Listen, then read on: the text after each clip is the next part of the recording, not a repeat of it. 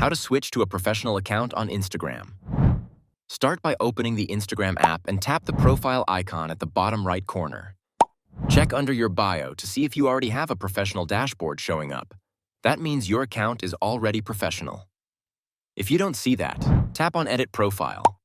Scroll down and look for the option that says Switch to Professional Account and tap it. But if that option doesn't show up there, no worries. Just go back and tap the 3 lines at the top right.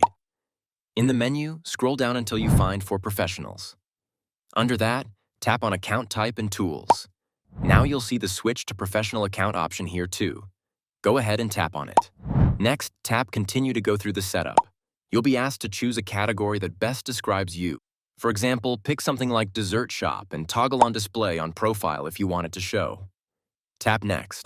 And now choose whether you're a creator or a business. A business usually has a physical location, while creators focus on content like photos or videos. Select the one that fits you best. Let's go with Creator here. After that, tap the X to exit. You can finish the rest of the setup later. You'll now see your professional dashboard at the top of your profile, which means the switch is done. From here, you can explore insights, analytics, and even start running ads with your professional account.